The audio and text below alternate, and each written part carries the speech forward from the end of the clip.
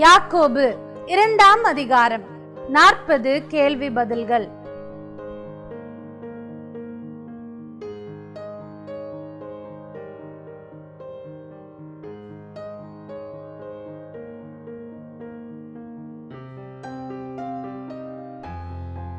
கேள்வி 1. கர்த்தராகிய இயேசு கிறிஸ்துவின் மேல் உள்ள விசுவாசத்தை எப்படி பற்றிக் கொள்ளாதிருக்க வேண்டும்?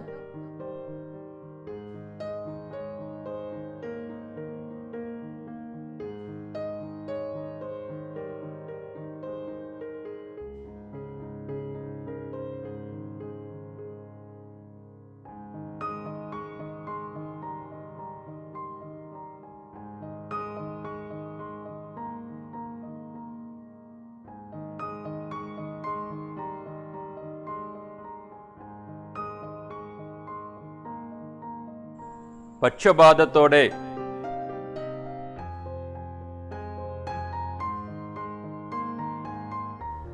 கேள்வி 2. தேவன் தம்மிடத்தில் அன்பு கூறுகிறவர்களுக்கு தாம் வாக்குத்தத்தம் பண்ணின எதை சுதந்திரிக்கிறவர்களாக தெரிந்து கொண்டார்?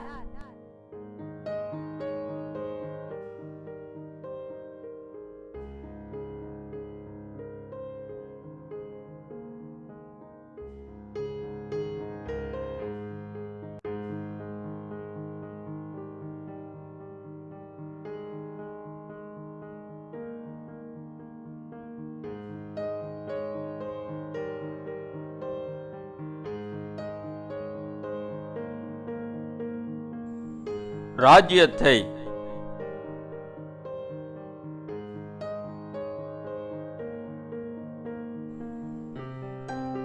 கேள்வி 3. என் சகோதரராகிய உங்களுக்கு தரிக்கப்பட்ட நல்ல நாமத்தை ஐஸ்வர்யவான்கள் என்ன செய்கிறார்கள்?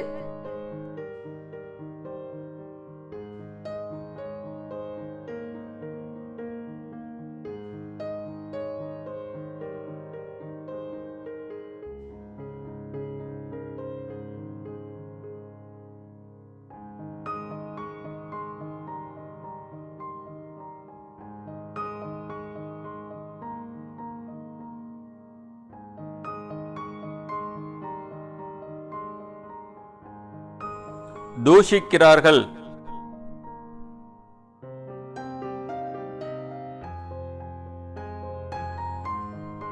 கேள்வி 4. யார் பாவம் செய்து மீறினவர்கள் என்று நியாயப்பிரமாணத்தால் தீர்க்கப்படுவார்கள்?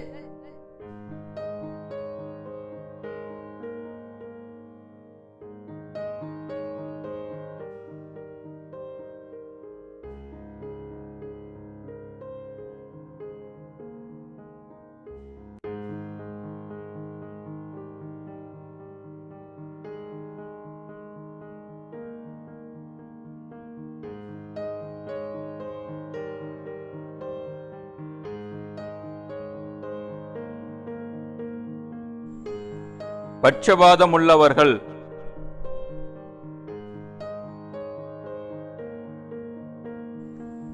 கேள்வி 5. சுயாதீன பிரமாணத்தினால் என்ன அடைய போகிறவர்கள் அதற்கேற்றபடி பேசி அதற்கேற்றபடி செய்யுங்கள் என்று யாக்கோபு கூறுகிறார்.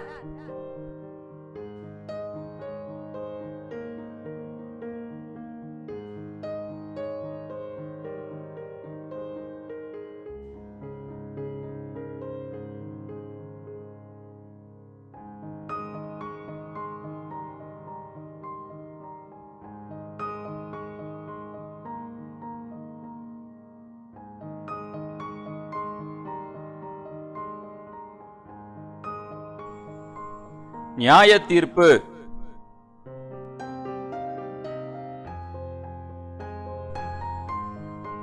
கேள்வி 6. ஒருவன் விசுவாசம் உண்டென்று சொல்லியும் கிரியைகள் இல்லாதவனானால் அந்த விசுவாசம் அவனை டேஷ்.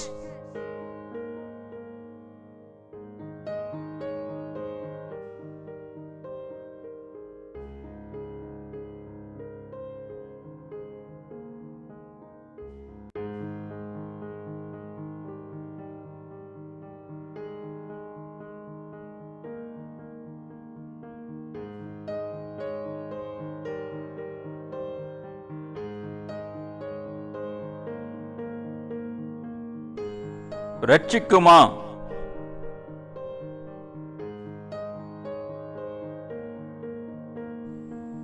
கேள்வி 7. தேவன் ஒருவர் உண்டென்று விசுவாசிக்கிறாய், அப்படி செய்கிறது டேஷ்.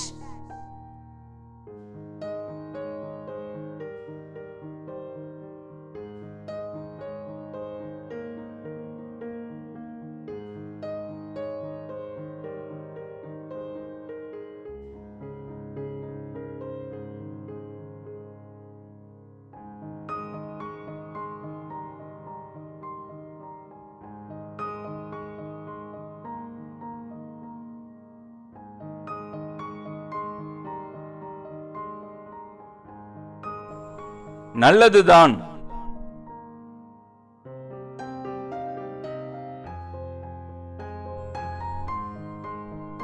கேள்வி 8. ஆபிரகாம் எதனாலே நீதிமானாக்கப்பட்டான் என்று யாக்கோபு கூறுகிறார்?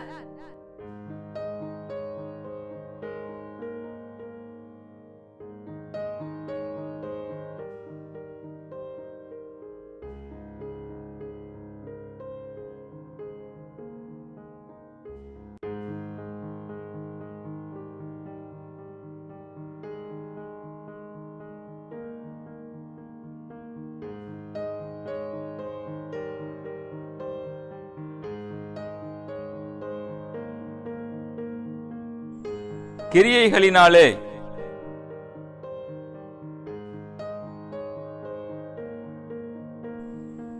கேள்வி 9. ஆபிரகாம் தேவனுடைய டேஷ் எண்ணப்பட்டான்.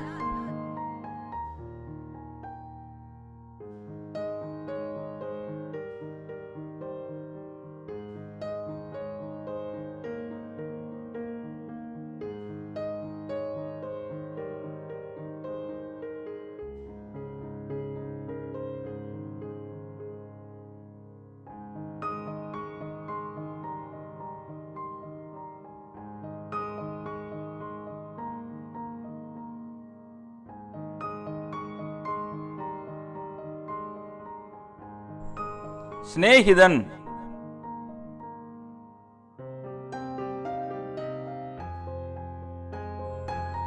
கேள்வி 10. ராகாப் யாரை ஏற்றுக்கொண்டாள்?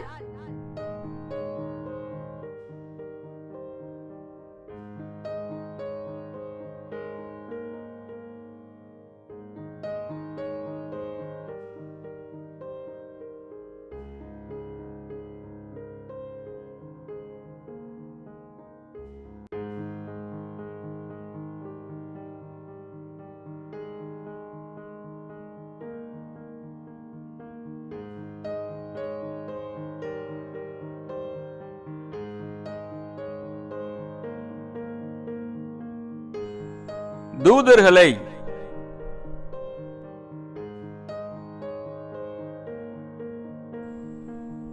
கேள்வி 11. பொன் மோதிரமும் மினுக்குள்ள வஸ்திரமும் தரித்திருக்கிற ஒரு மனுஷனும் கந்தையான வஸ்திரம் தரித்திருக்கிற ஒரு தரித்திரனும் எங்கே வருவதை குறித்து யாக்கோபு எழுதுகிறார்?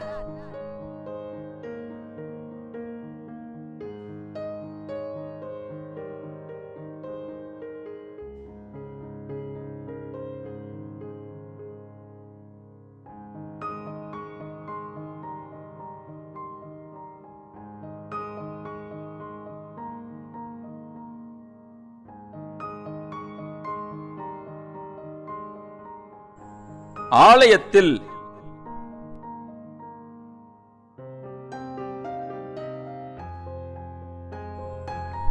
கேள்வி 12. யாரை கனவீனம் பண்ணுகிறீர்கள் என்று யாக்கோபு கூறுகிறார்?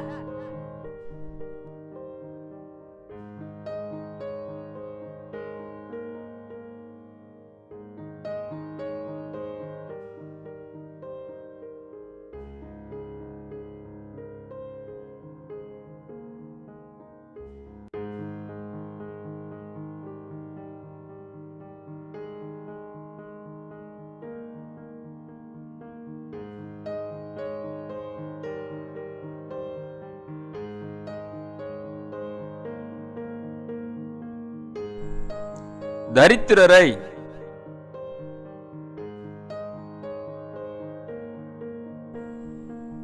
கேள்வி 13.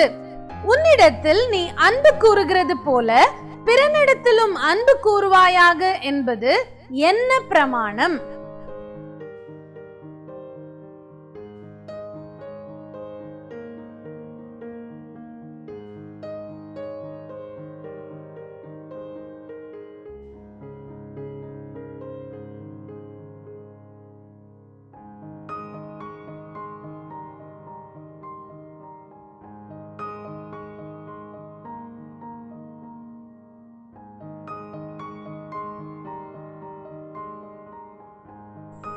ராஜரிக பிரமாணம்.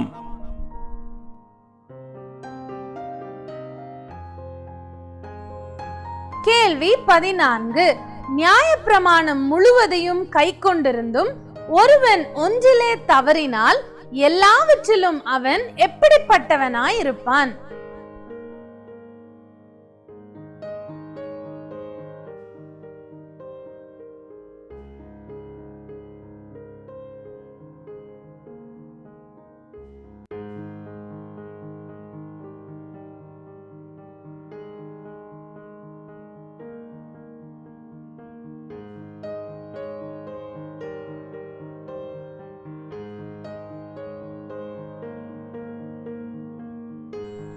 குற்றவாளியாயிருப்பான்.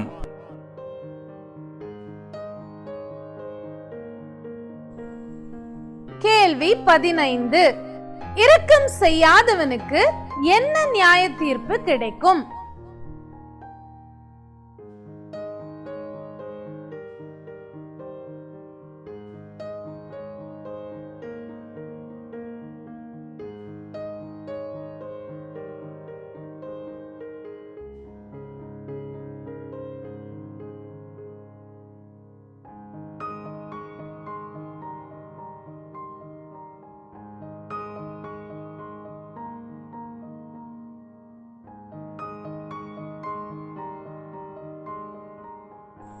இரக்கமில்லாத.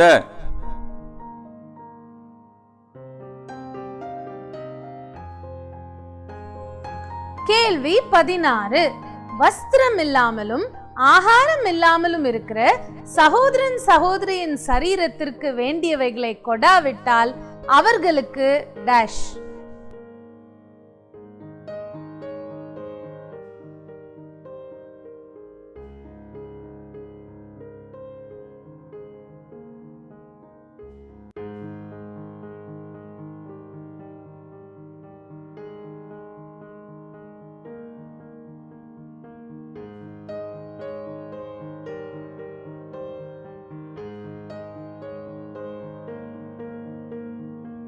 பிரயோஜனம் என்ன?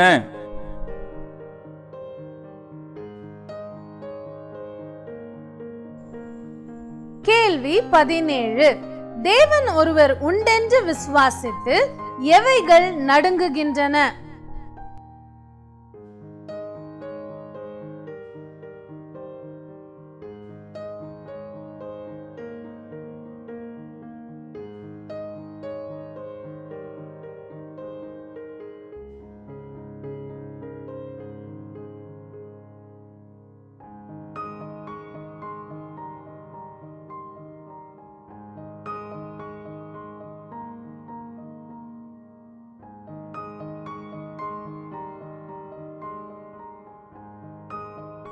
பிசாசுகள்.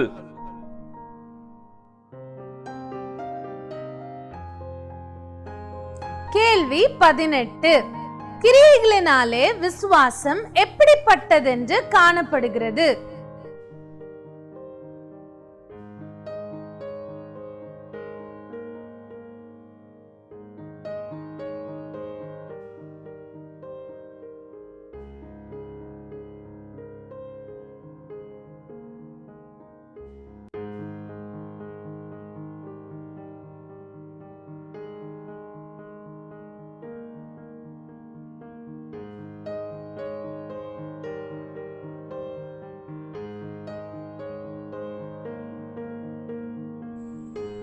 பூரணப்பட்டதென்று.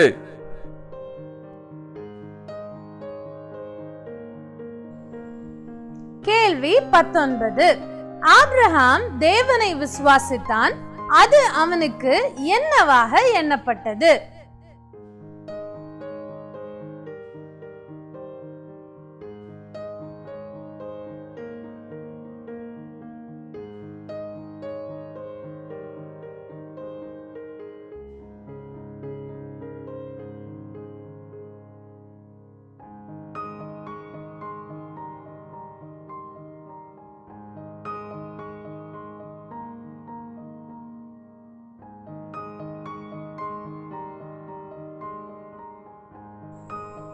நீதியாக.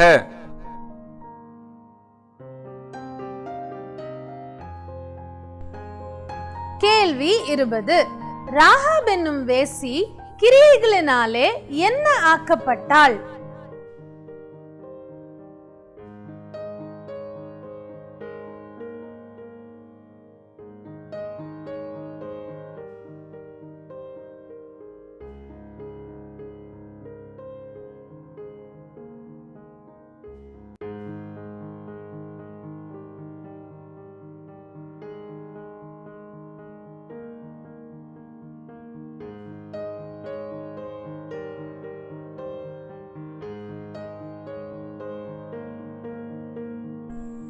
நீதியுள்ளவளாக்கப்பட்டாள்.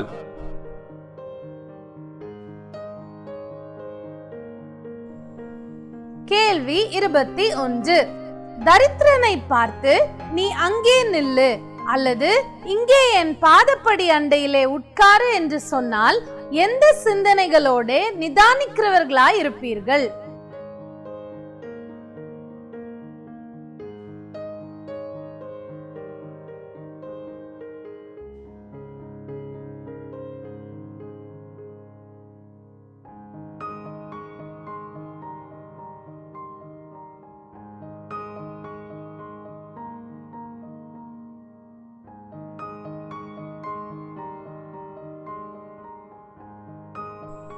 தகாத.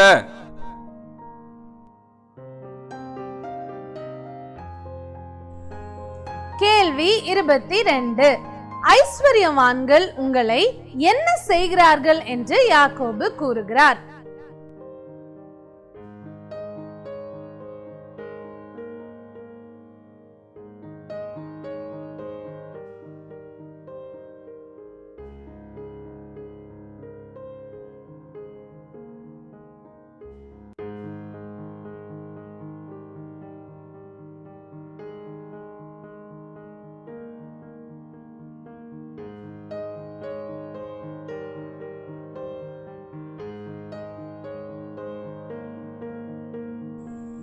ஒடுக்குகிறார்கள்.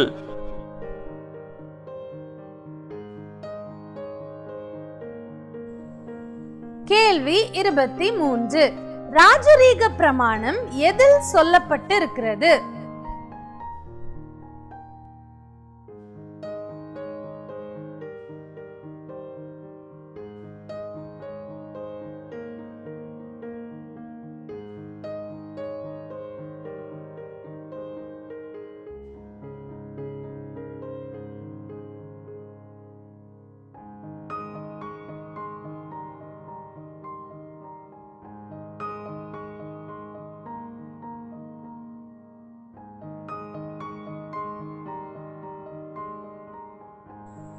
வேத வாக்கியத்தில்.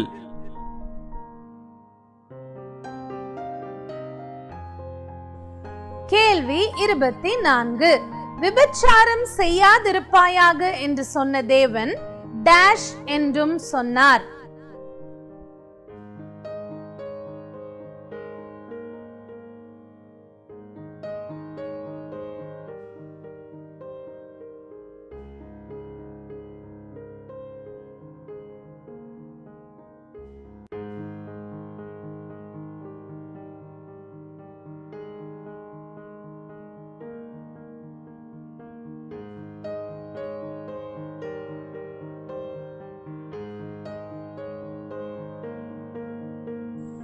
கொலை செய்யாதிருப்பாயாக.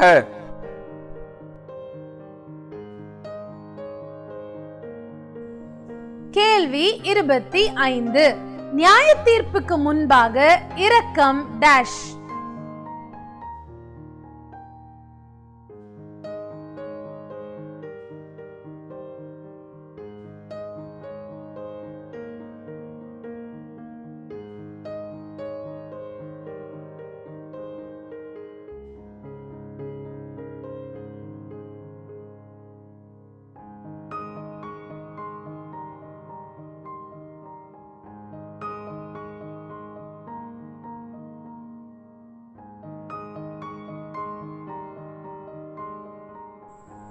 மேன்மை பாராட்டும்.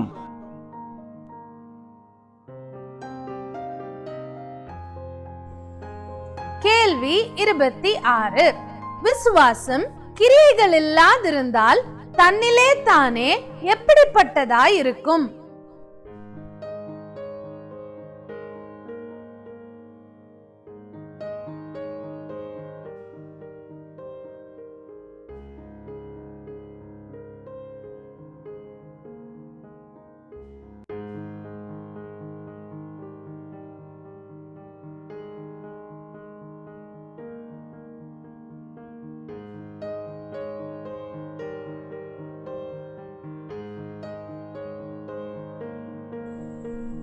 செத்ததாய் இருக்கும்.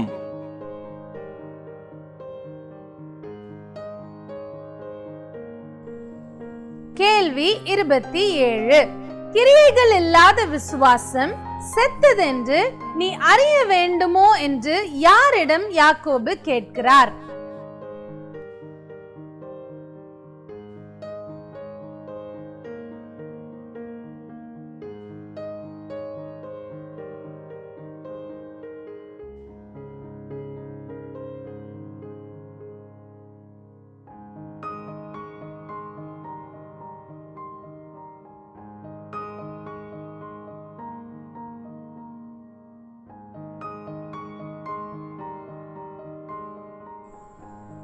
வீணான மனுஷனிடம்.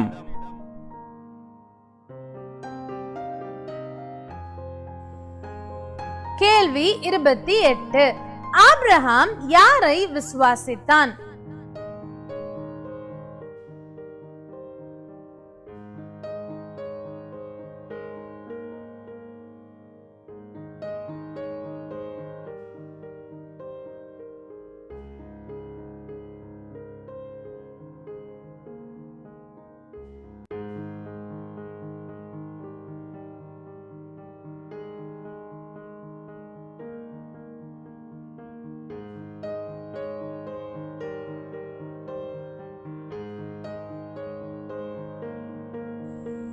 தேவனை.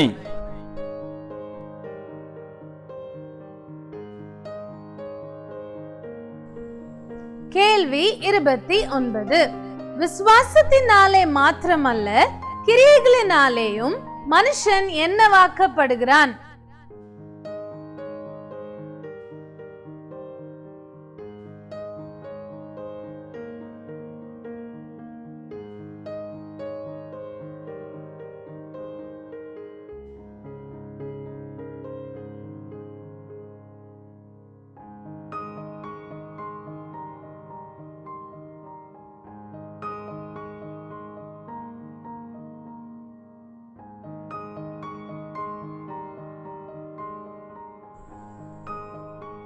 நீதிமானாக்கப்படுகிறான். கேள்வி 30. டேஷ் சரீரம் செத்ததாய் இருக்கிறது?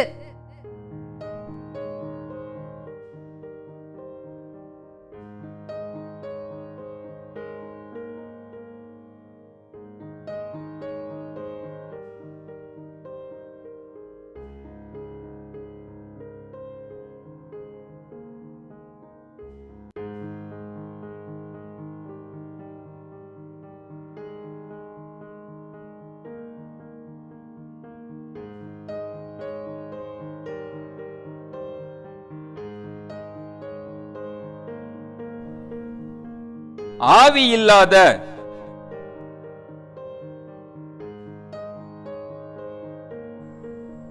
கேள்வி 31. தேவன் இவ்வுலகத்தின் தரித்திரரை எதில் ஐஸ்வர்யவான்கள் ஆக்குகிறார்?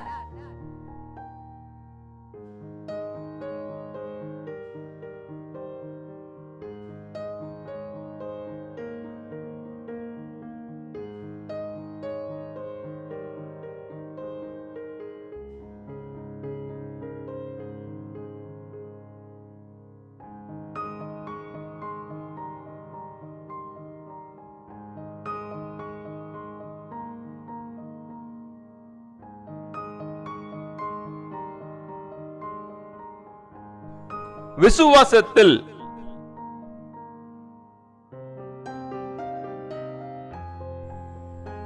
கேள்வி 32. யார் நியாயாசனங்களுக்கு முன்பாக இழுக்கிறவர்கள் என்று யாக்கோபு கூறுகிறார்?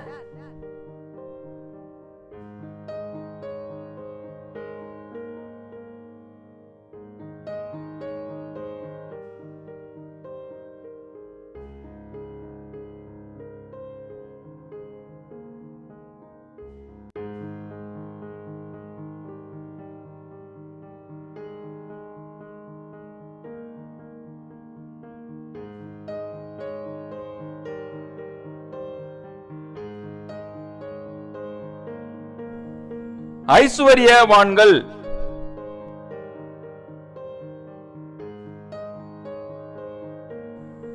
கேள்வி 33.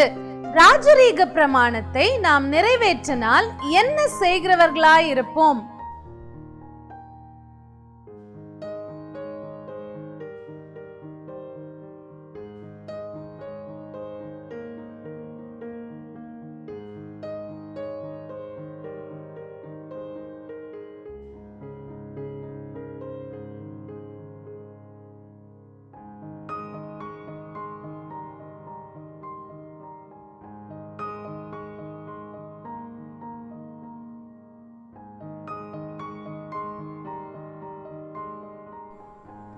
நன்மை செய்கிறவர்களாய்.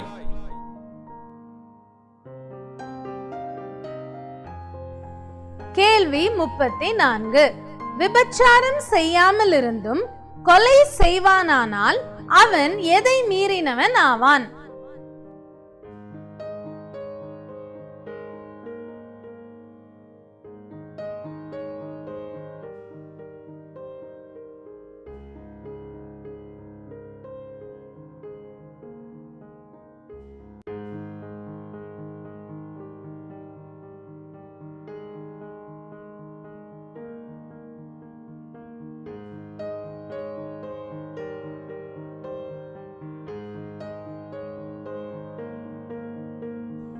நியாய பிரமாணத்தை.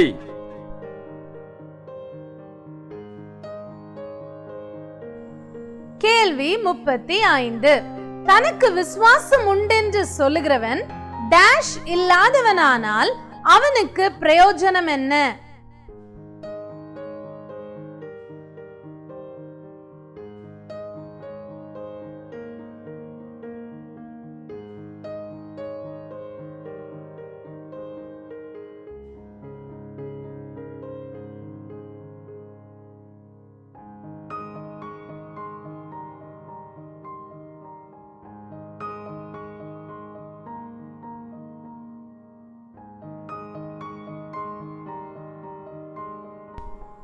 கிரியைகள்.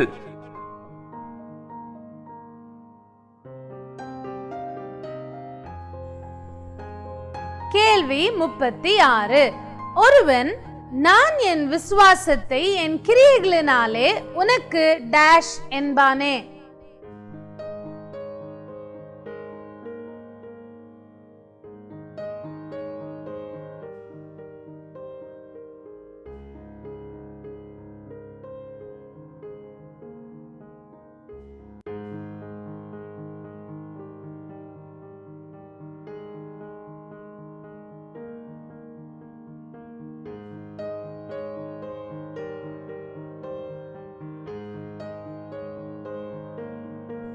காண்பிப்பேன்.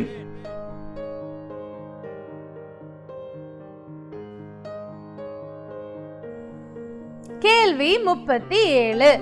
ஆபிரகாம் நமக்கு யாரா இருக்கிறார் என்று யாக்கோபு கூறுகிறார்?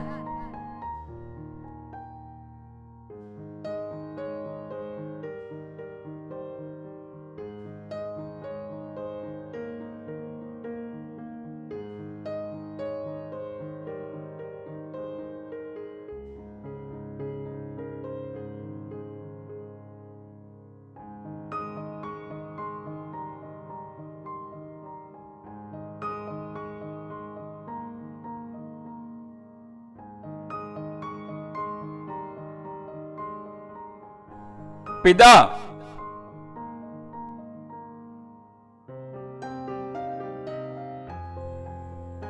கேள்வி 38. ஆபிரகாம் தேவனை விசுவாசித்தான், அது அவனுக்கு நீதியாக எண்ணப்பட்டதன் மூலம் என்ன நிறைவேறிற்று?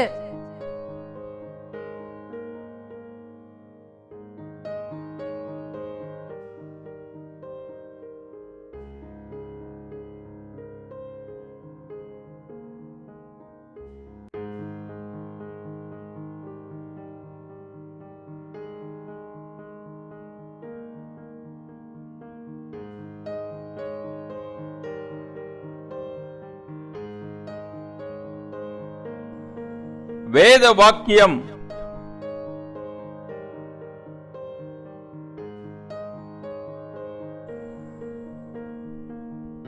கேள்வி 39. ராகாப் தூதர்களை எப்படி அனுப்பிவிட்டாள்?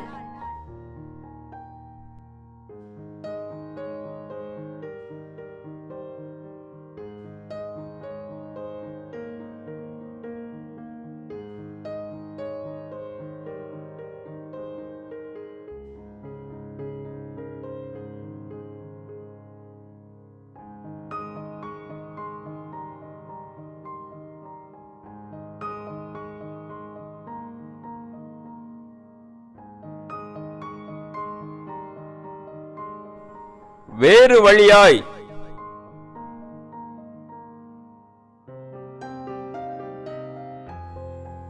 கேள்வி 40. டேஷ் விசுவாசம் செத்ததாய் இருக்கிறது.